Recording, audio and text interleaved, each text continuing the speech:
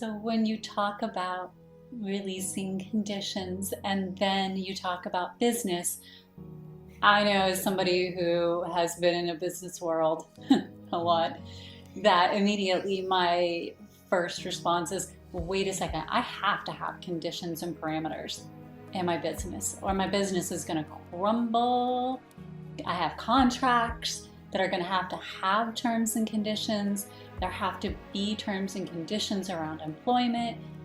And so how can you be vulnerable in business and still honor the fact that conditions are necessary? Kind of seems like you're in a no-win situation if being vulnerable means no conditions, but I have to have conditions in order to run an effective business. So are we saying that in order to be vulnerable, you never have conditions in order to set up a structure that requires them? Or are we saying something different? Just so we can be clear. Sure, it's a great point. I genuinely feel we're saying something different than that. But how? That's a great question. Just like there are personal boundaries and guiding principles on the individual, there still can be the same for the business. What is a business but forming from individuals? And so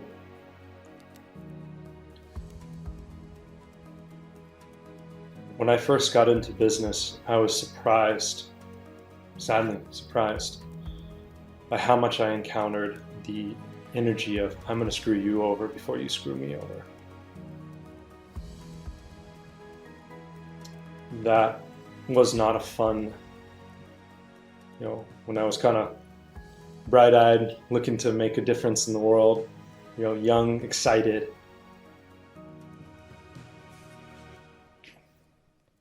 It was hard to be met with that.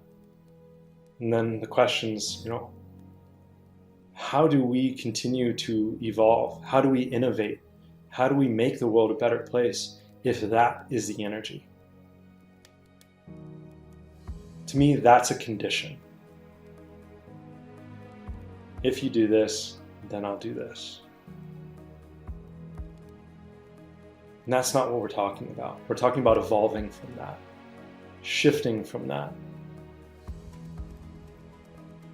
Recognizing that we can still be loving and conscious and aware in how we approach things, while still having logical boundaries on how they will be executed. But again, it goes back to clarity of communication. If they're communicated up front and all parties are understood, then it's no longer a condition, it's an agreed upon understanding. Then there's no BS, there's no shadiness, there's none of that negative energy that pulls other people down to lift oneself up. If we do that, then all we're doing is just hurting ourselves. When we recognize that there's opportunity for wins all around, then it's no longer about conditions. To me, that is living in that love, because you're seeing them and they're seeing you. That is vulnerability in action. It becomes about well-communicated agreements among a team. Mm-hmm. Even if it is that you've gone to a third party, the moment you make that contractual agreement, it's a bond. It's now a bond and no longer a condition. And so as you move through that in an open and vulnerable and well-communicated fashion, then if something cannot be met, then instead of it getting ugly and suing and all of these very uncomfortable things, are there other alternatives? Maybe that will ultimately be what has to happen. We don't know. But are there other options? When you're vulnerable and you're communicating, you're consistently seeking solutions between a team mentality instead of, as you said, an us versus you mentality.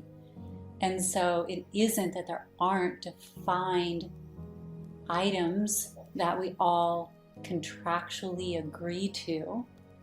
It is that there are, instead of having expectations that are not communicated and we're not in it together, it is instead being vulnerable enough to see that we are all in this together, whether we recognize that or not.